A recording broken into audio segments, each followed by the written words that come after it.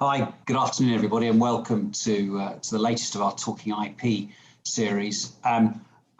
Thinking about the subject of today's conversation, which is sports tech, I was struck at the weekend as I was checking Strava kudoses on the ride I'd done with my heart strap on and my Whoop band on, and the Garmin, which told me where I was going, and then watching some cricket scores come in live from club cricket matches. How sort of all pervasive in the world of sport technology has become.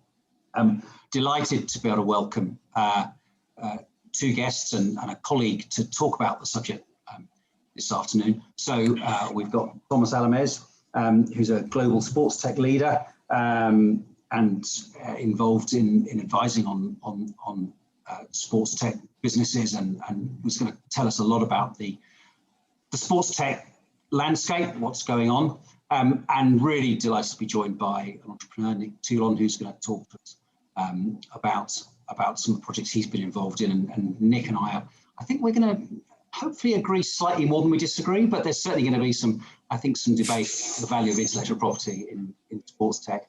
But I should also introduce my colleague, Julian Moore, who's our head of commercial sport in our London office. And Julian, I'm going to leave it to you to kick off with Thomas and set the ground to the sports tech area. And by the way, I should say, as usual, we'll talk for 40 minutes or so, then we'll have questions and answers. If you've got any questions of the panel, please do put them in the Q&A box at the bottom of the screen. So Julian, over to you and Thomas. Thank you, Mark, for that. And hello, Thomas. Thank you for joining. Good to see you. Great to be here. To kick things off, I'm conscious that a number of our audience probably won't be from necessarily the sports industry, probably will be familiar with terms like biotech and fintech and prop tech, which are obviously very well established and big sectors. So why don't we start by you explaining what you think is meant by the term sports tech? We started with the biggest possible question. I mean, it's a big amorphous term. It can be so much and so niche, depending which way you slice and dice it. So I'd say at the highest level, and the easiest way to think about it is dividing into the world of performance and the world of business. So what's happening on the field, what is actually making these athletes perform better, and then what's business, what's the business of sports, what's making that better. So that's one of the easiest ways to kind of broadly categorize that. And you think about performance, you think about things like athlete tracking, GPS units, things like that. A lot of the stuff that our ultra athlete Mark mentioned that he uses on the weekend, things like that. And then on the business side, it can be fan engagement. So when you're using your app to watch whatever sport, streaming, OTT, all that kind of stuff, that's the other side of it. Analytics, in that, understanding more about sports fans as potential customers. There's a few frameworks out there to actually understand in a more formal sense what sports technology is. We've got one that we've developed as Sports Tech World Series. We've divided the industry into 8 sections. So the way that we look at it is these are the 8 areas. So stadiums and venues, media and broadcast, fan and sponsor engagement, athlete tracking and performance, data capture and analysis, betting and fantasy sports, athlete team and event management, and then esports is a kind of burgeoning area. So that's one way. Another useful one is Sports Tech X. So the guys out of Germany, they've got their own framework and rubric. So if you want to look at that, if you are interested, I'd say go have a look at some of the research reports that they've put together, because that will understand where these things fit. And that's another thing with sports technology is that it's not necessarily an industry vertical. It can be horizontal in the sense of it can fit across lots of different areas. And you see that as it bleeds into outside areas. So connected fitness, connected healthcare. So say a heart rate monitor or a GPS unit that has other sensors on it. If I strap it to an elite athlete, it's going to measure their movement. It's going to measure, say, how hard they tackle in terms of the G-force, the whatever that is, their acceleration. I can also strap that to my grandmother, and if she has a fall and is at a risk of something, it's the same bit of tech. And I will let the experts talk about IP, but it's the same bit of tech. There's just different applications for it. So that's what we're seeing in sports technology is a lot of these athlete performance areas are pushing into allied health, they're pushing into fitness, connected fitness. And then on the business side, it's blurring those lines between media, entertainment, gaming, all that kind of stuff. So if I'm looking at a fan engagement tool, or say Watch Together, that's one of the things that's been really popular over the pandemic and is continuing to grow, is a second screen experience where I'm watching, say, the Premier League, and I want to watch with my friend in another country and see their reactions and things like that. That's also used in, say, reality TV shows. So you'll actually find that these solutions are, yes, they're in sports technology, but they have broader applications to other industries. Okay, and then I guess as a follow-up to that, and it's probably a similarly broad question, given how broad the concept of sports tech is, but what particular factors do you see as driving the emergence of sports tech as a kind of recognized sector? Is it the tech? Is it the customer demand? Is it something else? I mean, it's all of the above. It's not immune from broader changes with the industry. So what we're seeing in terms of digital engagement and kind of the digital transformation that you see in a lot of industries is happening through sports. So it's the idea that you actually have to understand more about your fan, your customer, and we've seen with the recent the kind of complete failure to understand fans with the recent debacle in Europe with the proposed Super League. It's actually going, well, I need to understand my fans as customers, but treat them as fans. So it's kind of applying these ideas of digital engagement. I need first-party data on my fans. I need to understand who they are, what they want, to be able to monetize them, to drive revenue. It's the same things that lots of other industries are going through. Sports has just been a little bit slower at it. And I think that comes from the background of fandom is just so unique within sports. I mean, no one's going out and getting tattoos of your favorite cereal brand on their arms. You know what I mean? The affinity, the brand affinity, and the kind of engagement that fans have for sports has enabled sports to be slightly complacent, I would say, in how it actually keeps up with innovation. But again, blurring those lines between entertainment sectors, and there's all these kind of the differences in how, especially generationally, people consume content, want content. It's finally starting to force sports to go, whoa, we need to go through this digital transformation process. We need to understand our fans.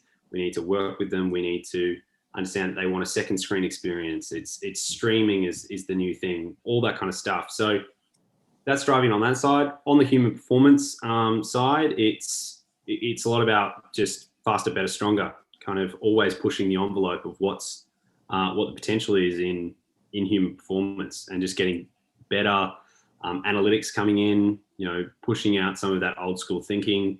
The classic example that everyone uses, and it's pretty dated by this point, is Moneyball, in terms of sports analytics. But you're seeing, De Bruyne, for instance, using analytics to negotiate his contract and actually saying, well, this is my value, this is my actual value and what I can bring to the team, and using data to back that. So that's all those things.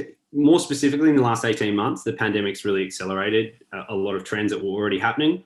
So the one I like to use is contactless. So we talk about a concept called the frictionless fan experience. So if I go to a stadium, I don't want any friction points because they are detractors from the entire experience. So they slow things down. I don't have a good time. So if I'm going into the stadium, I want that to be smooth. If I'm ordering a drink, if I'm ordering a beer, if I want to purchase merchandise, if I want to place a bet, for instance, in a lot of markets, I just want that to happen, and I just want that to glide through. So initiatives that sports teams and venues were doing before to make that a frictionless fan experience have been accelerated by the pandemic, because now it's a health issue. So prime example is ticketless. I don't want a dirty bit of paper that I hand to someone else. I want to be able to just scan a mobile ticket and go straight through. Security things, things like biometrics, like being able to pass through with facial recognition, and that's at the bleeding edge, and there's privacy concerns, but that's kind of the things, that's the direction it's heading. Mobile ordering, I sit in my seat and I order something and then I just go pick it up. I don't want to have to stand in a queue. And then also understanding more about the game. I want stats on my phone. I want to be able to understand what's actually happening in the game. I want that experience. So that's all things that were already happening. The pandemic's just rapidly accelerated their adoption. Yeah. And looking at things geographically, so obviously I'm based in London, which is an increasingly important center, I think, for sports tech, particularly for Europe. You're based in Texas. Traditionally, historically, America's always led the way, and the rest of the world have followed. I think that's arguably true of sports tech. I also listened to your podcast series closely, and a lot of the people that you interview, really interesting guys, many of whom are based in the States, working for federations or teams. Quite interested if you could maybe pick up on that and discuss America as the pioneer of sports tech, but also maybe present a couple of case studies where teams, NFL, NBA, what have you, are doing things differently or in a pioneering way. Yeah, I mean, I'll start with the geographies, understanding that it is truly global. I mean, sports it's unique in the sense of each market is different, but that passion, and in the same way that a human body the world over works the same, in the sense of if I'm measuring someone's performance and I'm measuring them doing a jumping movement, the piece of tech or how that works is the same if it's a ballet dancer jumping up as if it's a basketball dancer jumping up. So these solutions work across, and there'll be nuances within certain sports, but it's really global. So it is a truly global industry. So if you're selling a solution your addressable market is the world. So sports, and then it comes into nuances with certain types of sports. Also for fan engagement, same thing, that kind of passion that sports prompts in people, and that devotion, the intensity, all that kind of stuff, which is every 4 years we're reminded of with the Olympics, and certainly how people see that as a global movement, and it brings us together, and it doesn't matter where you're from, you still have this love and this passion for sport, and also across social stratas, socioeconomic backgrounds, things like that. So that's the one point, is you either need to be, as a sports tech startup, you need to be born global or you'll die local. So if your mentality is I'm just in my little backyard and that's fine, you will hit a ceiling and you will wither as a company. So important sports tech hubs, London is probably the biggest in the world in terms of its kind of coordination and connection, and also thanks to the fantastic work of Julian and London Sports Tech Network and people that are intentional about what's happening. And then you have places like Australia, where I'm from, punch above their weight in terms of human performance. And that comes from some very good integration between the university system for research and then private enterprise. And then it's really spread out the world over. So the US as a market is clearly the biggest for sports and sports technology, whichever way you slice and dice it in terms of amount of startups, capitalization, investment, client base. So the US is enormous, and you see that in the values reflected in sports in terms of the leagues and what the teams are worth. And a side note, that's also a structure of the leagues. All the leagues here are closed. So you can be the worst team in any of these leagues and your valuation will just go like that. So a little bit different to Europe and other markets.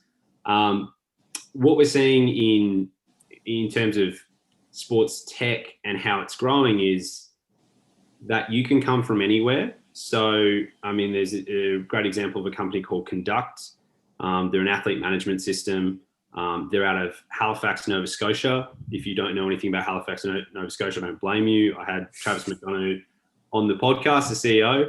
I looked it up. It looks like a quaint fishing village. It looks like it had Vikings in it about 200 years ago. And they just had a massive exit to a company called MQ out of San Francisco. So that's a good example. Huddle, which is the biggest provider of video analytics in the US college market. So if you're a college athlete, you have your highlight reel. It goes on the huddle system, and they've just introduced their own automated camera. So it's a smart camera that you just install in a stadium, and it will track the ball, track the players, and then you can put production layers over it.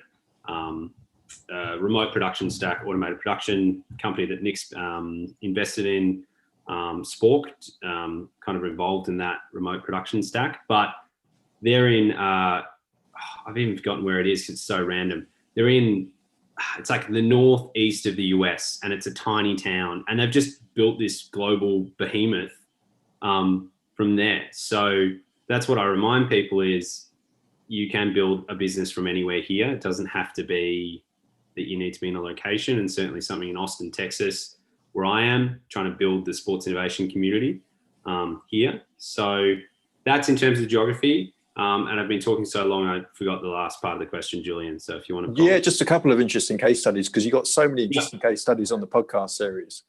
Particularly in terms of teams, maybe. Okay, Interesting thing teams are doing over their franchises. Yeah, so I mean, one that's front of mind would be the Golden State Warriors. So next week's episode, actually, we had Greg Harvey, who's the Chief Innovation Officer from the Famous Group. So they do experiential, immersive fan experiences. So for the WWE, they did the Thunderdome. They also did Ant and Dec's Saturday Night Takeout, I haven't watched it, but the screens, so fans can be there. And what they did for the Golden State Warriors was the Dub Hub Center. So basically, you register as a fan. I don't think you pay, but there is the idea that you make it a premium experience and you charge people. And it takes the concept of a meet and greet where you would pay for your VIP ticket, and before the game, you get floor seats and you get to meet Steph Curry and have a meet and greet, get an autograph, all that kind of stuff. It takes that into the digital realm. And again, it's one of those things that's been prompted by the pandemic because you couldn't physically have people in the stadium. So it's like, how do you offer that same experience in a digital format, in a virtual format? So what happens is they have these screens that are two-way chat screens as the players are coming through the chase, through the onto the court. And I can sit there and talk to Steph Curry in the same way I'm talking to Julian right now, and he's about to go on the court, and I have a back and forth, and I have a digital meet and greet. And the other thing that Golden State Warriors just launched in the last couple of weeks is their own NFT, non-fungible token, NFT collectible series. So say Steph Curry, he broke the scoring leader for the season. You get that, recording of him dropping a 3-pointer, and you buy that, and that's yours. So there's also in the future is in the same way that I would have my ticket from the game, and that's signed by Steph Curry, and that becomes a collectible item that I physically have. I can now have that in a digital format with an NFT. So it's taking the fan experience into the digital realm. And the fantastic thing is, for all those Golden State Warrior fans in Indonesia, which apparently it's one of their biggest markets, bizarrely, but they're not going to be able to go to San Francisco, the vast majority, or Oakland to watch the Golden State Warriors play. Like, that's just not, in their lifetime, that is not going to happen. So how do you connect them as fans, but also how do you monetize that? How do you go, here's an entire fan base that I can monetize and I can connect with that. Same as WWE. They had India night at their recent series. So it was all fans from India, and it was geolocated. So if you wanted to sign up, you had to be geolocated by the IP address in India. And then that's a way that you can monetize that. You can connect it. You can do India-focused sponsors and all that kind of stuff. So that's an example of Golden State Warriors, probably one of the most innovative teams in the world, I'd say. The way they're taking these ideas of sports technology and pushing them forwards. And I'd also say they also, in their performance side, they have automated camera systems in their training facility that has facial recognition. So Steph Curry, again, as an example, walks on the court, the camera picks up, oh, that's Steph, and then we'll proceed to track him when he's shooting basketballs, and then say, this is how many shots you missed, this is where you shot from, this is like a technique thing, and then gives him all that data back to him. So that's at both sides of that business and performance, some really cool examples of what they're doing. And Mark, have I got time for... Yeah, go ahead. Okay. Let's put you on the spot then, Thomas. let's assume you've got money to spend. You want to invest in either a specific startup that you've seen, or a sort of subsector. Where are you putting your money?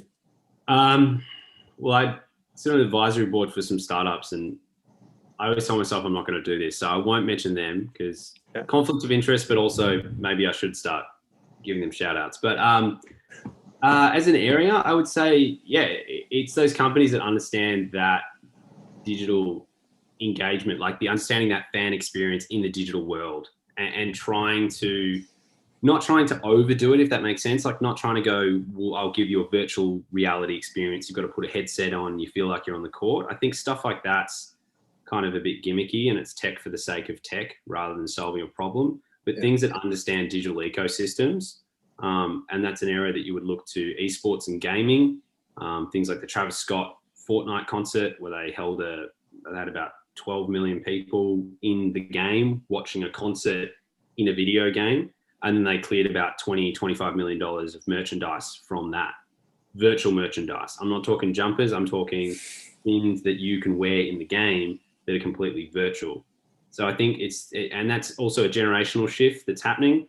And for people that think there's no value in paying for a virtual product, do you have a Spotify premium account? Because you are paying, you don't own that. You are paying for a virtual product that you get something from. So things that are in that space, I think it's really interesting.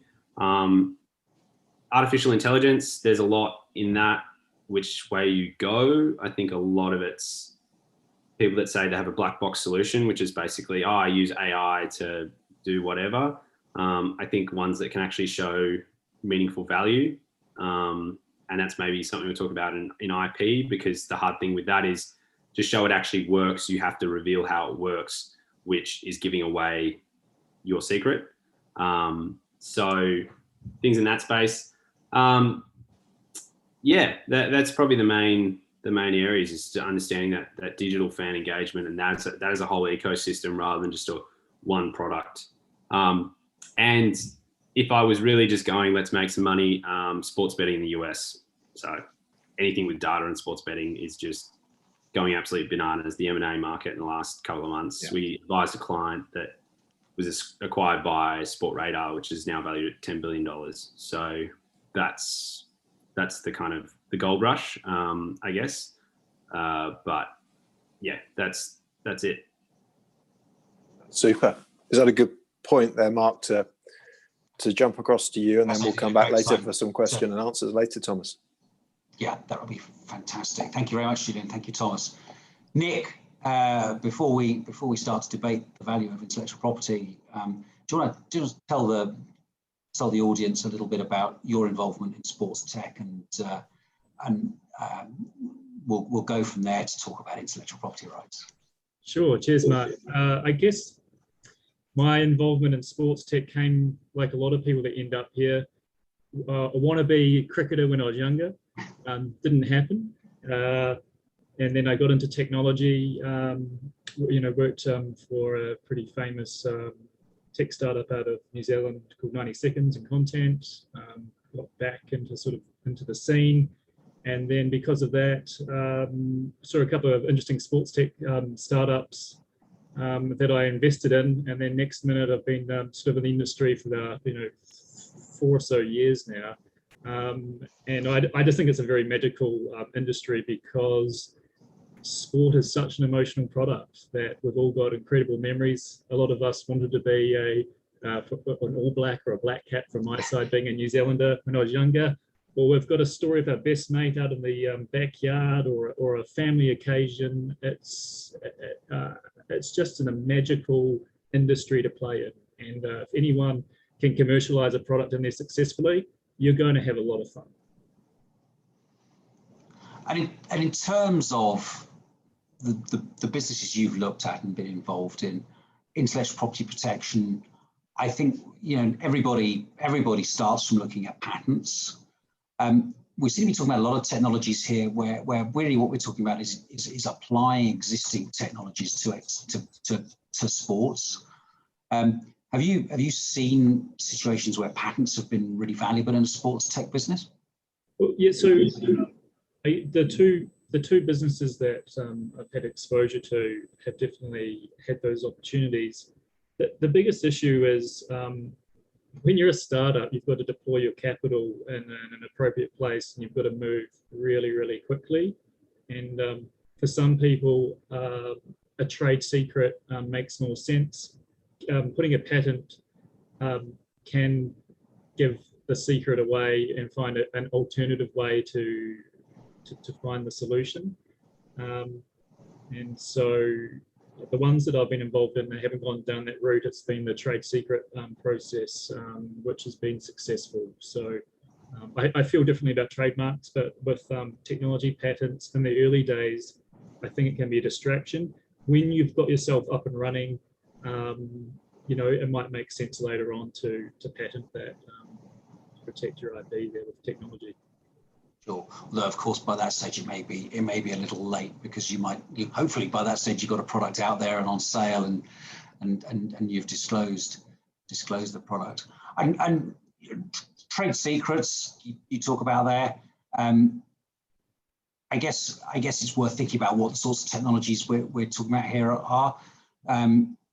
Do you see that working very successfully in the businesses you deal with, that they've got real value in some piece of know-how that can be maintained as confidential?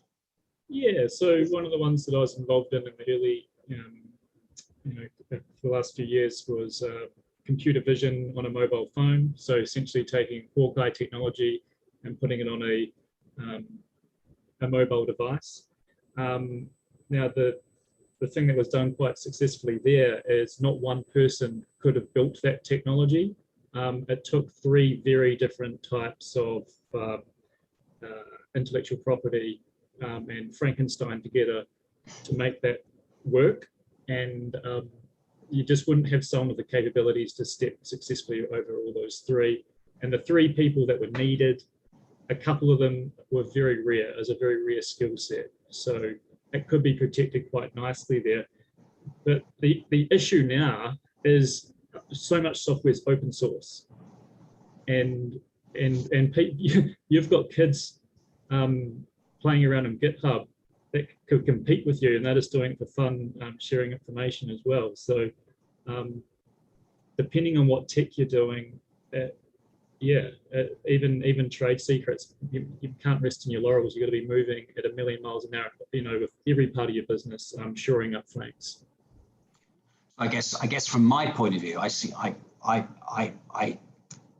recognise all of those things, and I think, well, that's where having a patent would have been really good, because those kids with open source and GitHub, they may do it, but the moment they start to trade, if you got that patent at an early stage, you'd have been able to stop them doing it, even if everything out there is open source.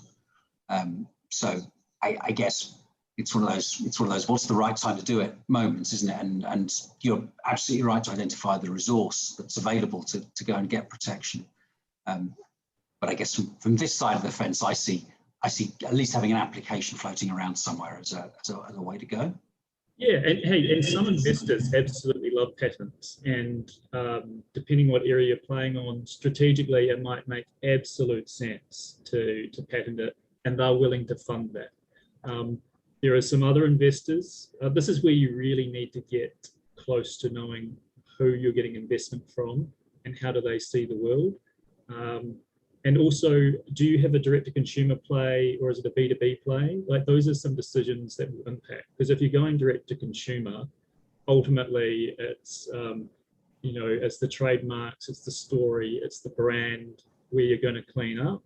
But if you're in the B2B space, it's a different story altogether. So I would say it depends. Yeah. And I guess that's interesting. What you mentioned investors there, and that's quite interesting. Because something we very often see with investors is they want bits of paper. Actually, sometimes whether or not they're worth very much. I mean, I've seen an investment where, well, actually it was a corporate transaction where a business that was going to pay a 9-figure sum for a business decided not to, because they didn't have a patent portfolio. where actually there was a perfectly good reason. Well, there could have been a perfectly good reason not to have one. It was an AI invention, and that the point that Thomas raised earlier about having to disclose how to work your invention would actually have been a really good reason to develop a strategy of not having patents there. In fact, they chose not to have patents because they thought it was too expensive, and they lost the sale. But you do see sometimes you see investors actually wanting to see protection. Oh, totally. Investors are a crazy bunch, right? And they'll have their own idiosyncrasies and ideas. And, one story to one investor, you come across the hero, and the other one you come across as an idiot. I'm big on story, right? I think story is a success strategy, is where I really spend my time. I think it's a lot of IP in stories as well.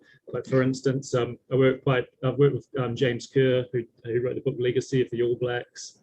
There is a heck of a lot of IP in the All Blacks camp, and that's not patent, that's not trademark, but there is IP there that they've kept a massive secret, and their success record proves that it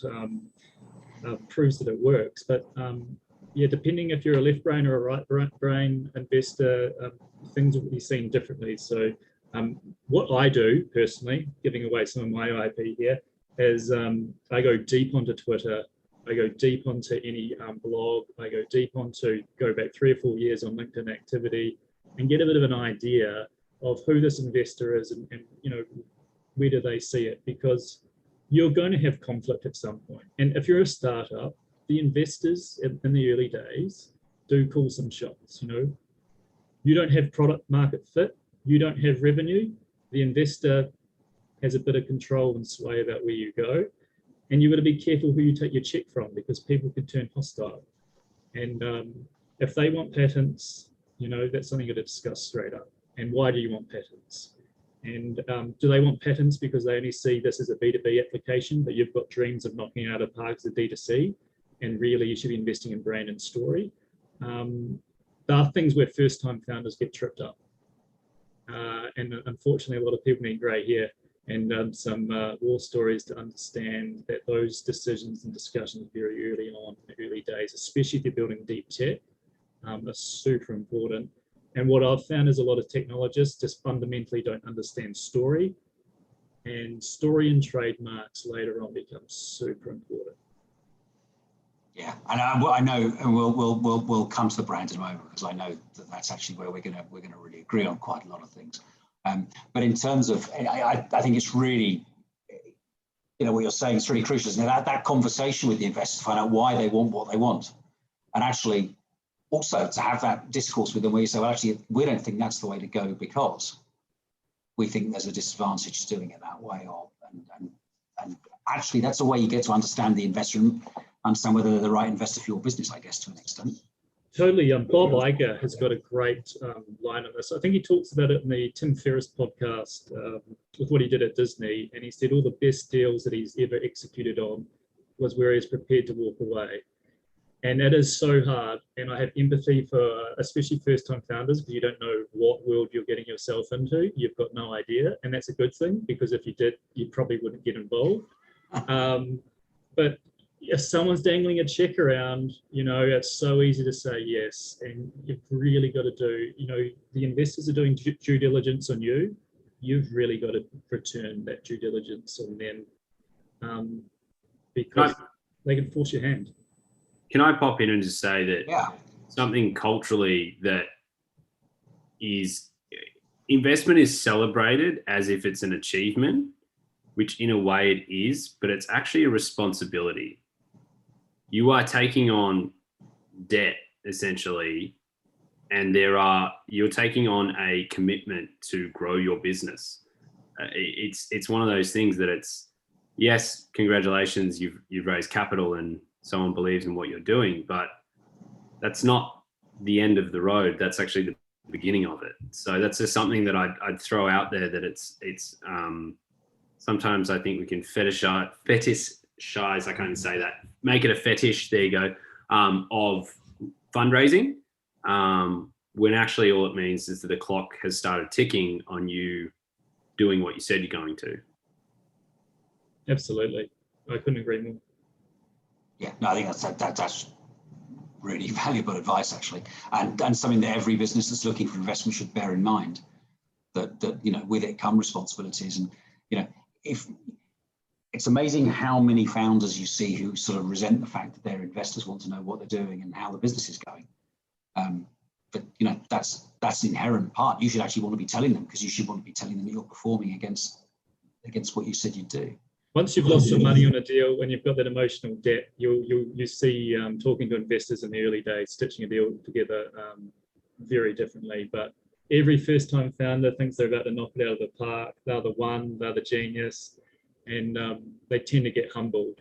And yeah, I've been a first-time founder.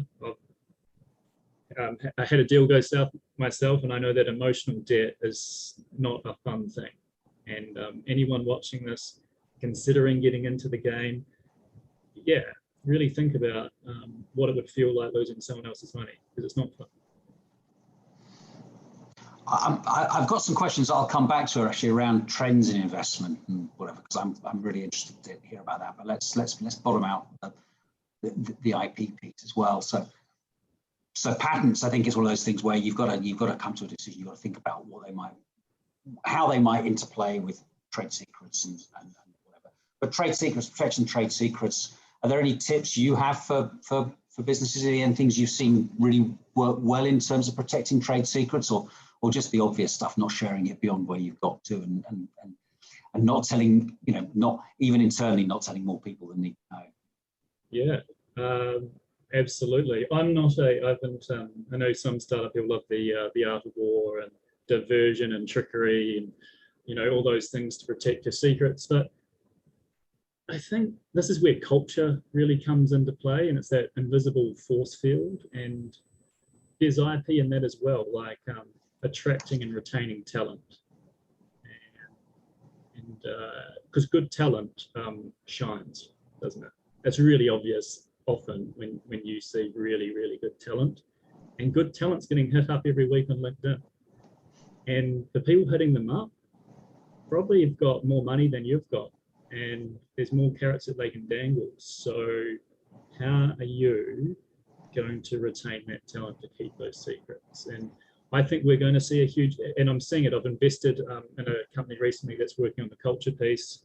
I think it's going to be a big thing moving forward, especially as technology, with all this open source development, Apple and Android doing incredible work on the consumer facing stuff, SaaS products dropping in price, APIs, all the stuff that you can do with cloud infrastructure.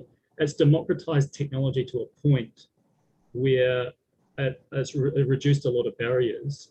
So your IP could, you know, is attracting, retaining really, really high talent, and having that loyalty there as a strategy, like as a core value. I think loyalty is pretty important. How do you foster loyalty? There's this guy that I've worked with in SportsTech. I won't say his name, but he works with the best of the best. And his thing is, if you want to make you know, a really beautiful meal, you need fresh ingredients and you need a little bit of everything, and you put it in there.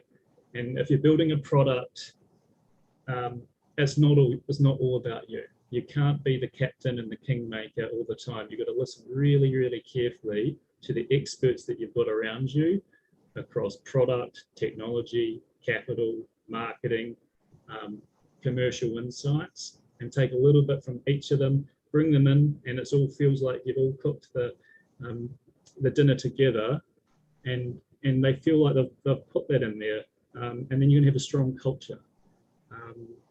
But the thing is, with you know, a lot of people in technology or founders, right, they're there to prove something wrong. They didn't make it in cricket or rugby. They weren't the sports star, and as the body starts waning, you've still got your mind, and it's an opportunity to knock it out of the park. And that's why SportsTech does attract some pretty interesting characters. But you've got to have a team mentality and bring people in. And I think a lot of SportsTech companies could do a lot by looking actually at sports teams and how they go about things. I've worked really closely with James, and He works with a lot of the top sports teams and coaches in the world. In fact, he just put a post up on LinkedIn in the last couple of days about Leicester with the FA, because he was involved in that project. But you know, I've learned a lot from him around the culture and the story and the team side of it. And a strong team will protect ideas. And the All Blacks prove that, right? They have not let their secrets out. And there is a ton of IP in that organisation. And if other people figured that out, you know, they wouldn't have that competitive advantage. So I would say culture is a thing that you really need to consider to win at the moment, because technology is being democratized. It's getting harder and harder to build your moat around tech on its own. And the other thing you talked about earlier, actually, which I'll come back to now, is you can call it the brand, you can call it first mover advantage, but actually, I guess a lot of sports tech, these are really familiar names to us all. We've all heard of Hawkeye. Yeah. You know, everybody knows about Strava.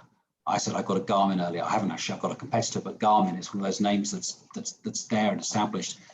So brand protection is something that I think you're quite big on, isn't it? I have a personal belief that I put on my LinkedIn profile, but magic's found at the intersection of technology and story. And the story piece just gets forgotten about, and that two very important ingredients. And because a story, you can buy into something bigger than yourself, right? So, for instance, right now, I won't go into details, but I'm working on a massive project, and I'm pitching to someone in Miami. And when I was a kid in Christchurch, every day I'd cycle to school and I would cycle past John Britton's house. Now, John Britton invented the V1000. He built 10 handmade motorcycles. He made every part himself in his garage, and he took down the best of the best. And he was one man with a dream and a couple of mates, and he beat all the top commercial motorcycle manufacturers in the world, Battle of the Twins at Daytona. And so for me, I've looked at that, the boy from Christchurch flying over to Miami to do the big pitch, the big win, and it's tapping into that story and then building a story, you know, around that as well. And it inspires people and it brings people in. And the thing is, we were all brought up in stories. We all love film.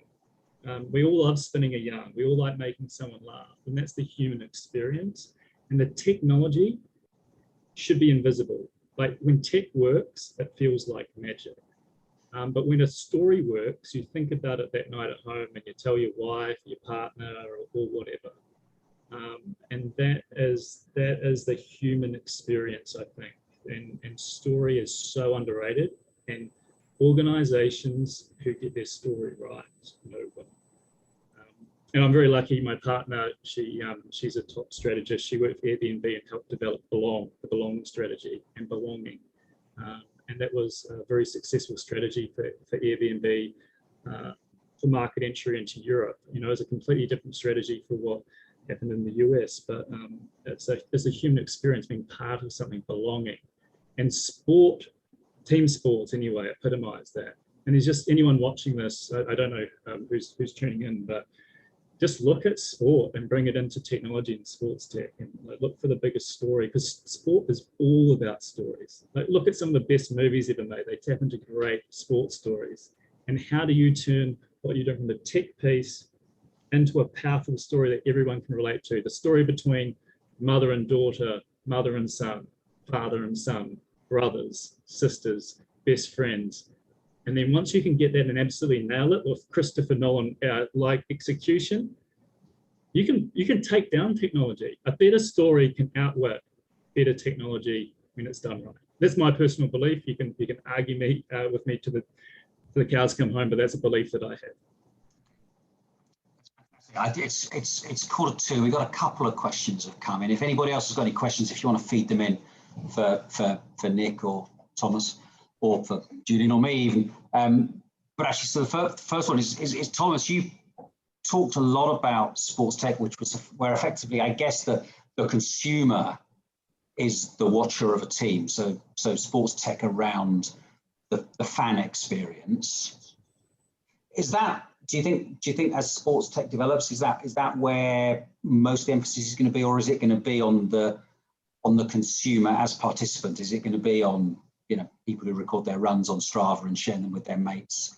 I mean, they're different areas. It's so what it means to, and COVID has shown this as well, what it means to be a fan and a participant of sports is evolving. And that comes back to my point around the verticals and the lines of blurring across entertainment.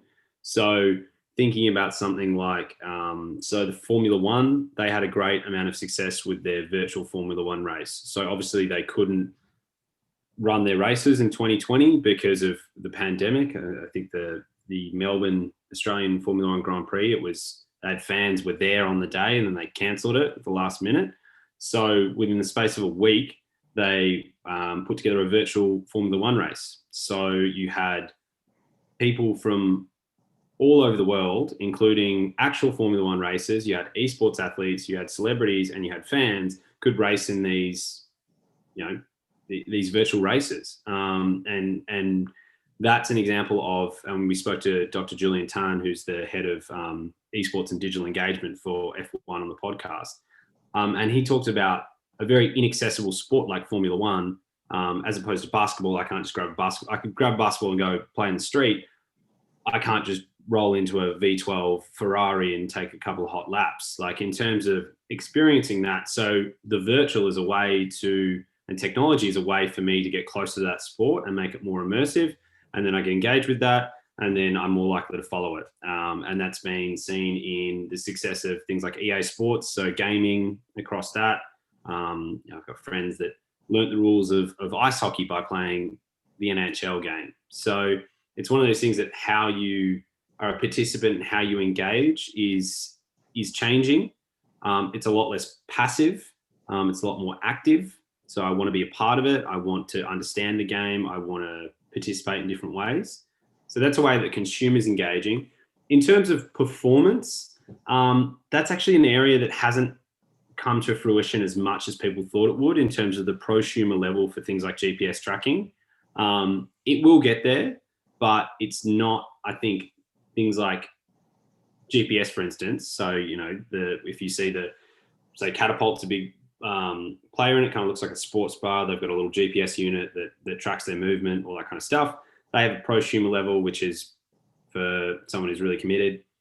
That's not as high selling as they thought it would be. But then things like Whoop, so the quantified self, so things that are a lot more integrated in your day to day, that's really, really exciting and is seeing a lot of growth. So Whoop Band, things like connected fitness. So, Lululemon acquiring Mirror last year was a big acquisition in the space. So Mirror's if you don't know what it is, it looks like a mirror, but it's a smart system. So it films you as you're working out and is a personal training thing. And again, one of those things, the pandemic just increased it because gyms were closed. So how do I work out at home?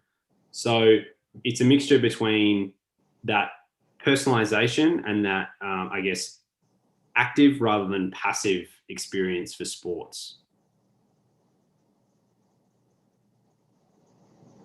You see a move towards consolidation. I'm thinking, there are a lot of really big tech giants aren't yet really in sports tech. Are you expecting to see the Microsofts and Googles and Amazons of this world get into sports tech, start some sort of consolidation? I see consolidation in the industry is happening, and we're seeing that a lot this year. So the big sports data companies have just been on an M&A spree, and they're just sucking up as many companies as they can in the space. So Sport Radar bought Synergy Sports, which was a smart camera system and kind of automated production. Genius Sports had a whole bunch of different acquisitions. So these are the sports data companies that will provide the official data for sports leagues. So if you're watching the NFL and you're placing a bet, or you're watching commentary and they say, well, this is the statistic, this is the last time that so-and-so shot this or performed that or whatever, that's gathered by these sports data companies. So there's a lot of applications across media and betting, but they've been the most active in the last 18 months. A lot of money from SPACs, special purpose acquisition companies, which are the blank check companies that are then emerged. It's a kind of roundabout way to list your company on the stock exchange. So we're seeing consolidation in that because they're becoming, Genius Sports, Sport Radar, and Stats Perform to a lesser extent are becoming the big players in that space, and they're consolidating. In terms of the FANGs, so Facebook, Amazon, Netflix, Google, and Apple, a little bit. So they've obviously, Apple have health tracking that they're releasing. Amazon's released a challenger to Whoop. Not as much as pure sports tech, because for them it's a data play. It's about understanding more about you as a customer. So on Amazon, I can sell you a pair of shoes. So things like that. So, and that's something that Whoop, for instance, has been very strong to say, we don't sell your data. We don't collect your data for the sake of it. It's kind of de-identified the way that we do it. We're not kind of feeding this across a broader ecosystem. Amazon's pushing into rights deals, and that's something that's been interesting for a number of years, was leagues going, well, these tech giants, these behemoths have so much cash on hand. Are they going to invest in streaming rights? Amazon's been the only one to push into that, and they've made some pretty bold moves lately. They were in the $110 billion rights deal that the NFL just did. They've taken on some more areas there, but again, it's for them. It's part of a broader play. It's part of selling in things, in the game, being able to sell you a jersey, whatever that is. So, not really that these big tech behemoths aren't just sucking up sports tech companies like they would do with a general data analytics company. But there's still a lot of consolidation in the industry, and I would expect to see things like Whoop that just started with the band. I would expect to see companies like that start to go on an acquisition spree and become more of a holistic fitness tracking, not even tracking, a quantified self company, something that goes, we are like a health company, and the kind of products that we have extend beyond that. So there's been a lot of M&A activity in the connected health and fitness space. That's been very, very, very, very busy. And also into the recovery. So things that Hyperice, for instance, which do a range of kind of massage guns and Therabody and things like that. So that's a really hot area for M&A. And then sports data. So also a really hot area. Thank you. Nick, any?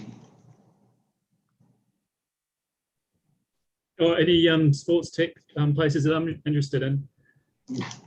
I'll give a shout out to Spork, who invested in about 5 years ago when there was a couple of young kids out of New Zealand who have taken the world by storm a little bit.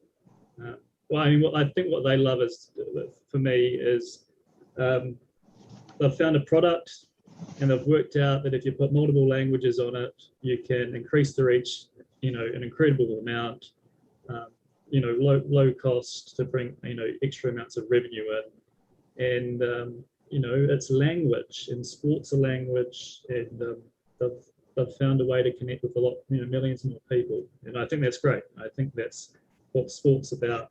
When I was in the UEFA Innovation Program a couple of years ago, at one point we played an 8-a-side versus 8-a-side, and none of us were from the same country almost, and some people couldn't even speak English. It was a second language, but we could all play football together.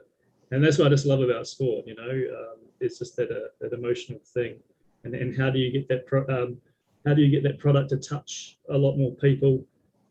We can get caught up in analytics a lot, but what does the analytics mean? Does the analytics mean that you're getting better so you can boast to someone, or you can just feel good about yourself, or you can see that graph going up, or whatever, or maybe that you had a big injury, or you're losing weight, and that is giving you a lot of self-esteem?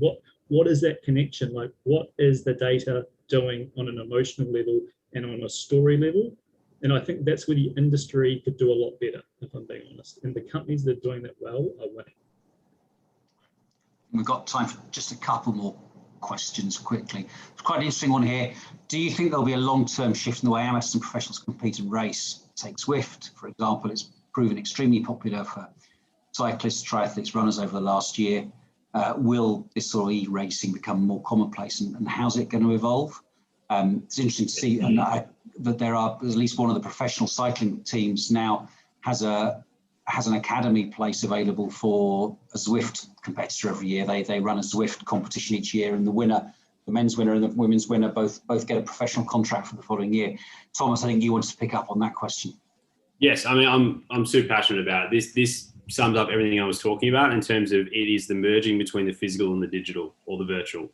And the role of tech in the sports tech is enabling that, because you can't do it without technology is the entire point. And my example of the virtual Formula One race series, for instance, like the ability for kind of amateurs and professionals to play in there. They had NASCAR had someone from the e-racing series in NASCAR that actually through that got a trial spot with an actual NASCAR team.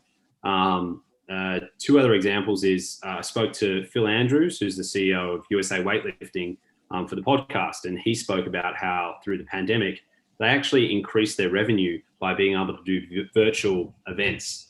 And these are qualifiers for actual competitions for weightlifting. And it was one of those things, instead of everyone having to fly into one destination city, you could do that remotely. And that was enabled by technology and to ensure the integrity and the kind of efficient running of it. So he's really excited. And he's also excited about connected fitness. So something like a mirror or whatever else it is, a form, or there's a whole host of other at-home fitness things. He's exciting because it's people that are getting active and doing weightlifting style movements. So it's not a threat to their sport. It's actually a gateway. So it's broadening the appeal. And that's really, really exciting. And I think Zwift, for instance, so the Olympics earlier this year announced that they're adding virtual events to the Olympics. I can't remember the exact 5 sports, but they're all based around how do you replicate that physical experience in a digital realm. So it's not saying, well, we're just going to include esports, like we're just going to play World of Warcraft or whatever else. You know, it's going, how do we actually engage people in that virtual sense and really democratize access? Because it's, for a lot of people, it's very hard to get access to some of these sports. And there's one rowing, so Ogata, I think they raised about $10 million a few weeks ago. It's a smart rowing machine that's in your home, and it kind of engages that. There's a sports tech startup, very young, that I just saw out of Australia that's trying to do similar things for rowing machines as Zwift. So you put a little unit on your ergo and it kind of tracks all your data, and then you can share that across and you can socialize it, you can compete. And especially a sport like rowing, which in terms of you look at who's good at it and who succeeds at it, it's the Oxbridge, it is the wealth, it's the access, it's all that kind of stuff. But if I can go to my local rec center, jump on an ergo and compete, you know, that democratizes it, that broadens the base of the funnel for talent, but also means that the passion and the engagement with the sport increase. So yes is the short answer. It's very exciting. It's kind of going that way. I don't see it as a threat to the traditional form of the sport. I actually see it as a huge growth potential. I guess that to an extent brings us back to the beginning, because I think sports tech really sort of started with Hawkeye. God knows how long ago that was. Is it 20 years Hawkeye's been around now? I reckon it would be, yeah. And VAR, and actually we haven't really talked much about the involvement of sports tech as a sort of a way of evaluating decisions. But anyway, thank you very much indeed. I'd just like to say a really heartfelt thank you to Thomas and Nick, fantastic panelists, really interesting conversation. Yeah, thank you guys. There are a couple of, you know, I'd love to, well, Nick, when the World Test Championship's being played and you're not able to get there if you're watching live, we'll maybe set up a Zoom and we can watch live and have a beer and absolutely. But thank you to everybody in the audience for attending. The recording will be available. Just to let you know that for our next Talking IP, we're going to be going back to slightly more hardcore intellectual property. We're going to be talking about enforcement of IP rights in China. We're going to have a guest from a business who does enforcement work in China. They have a lot of infringements out there. And we're going to have a partner from a Chinese law firm, Fang, to join us to talk about what the enforcement position in China looks like at the moment. But for now, thank you very much, everybody. Thanks again to Thomas and to Nick and to Julian, and we'll see you next time. Bye. Thank you.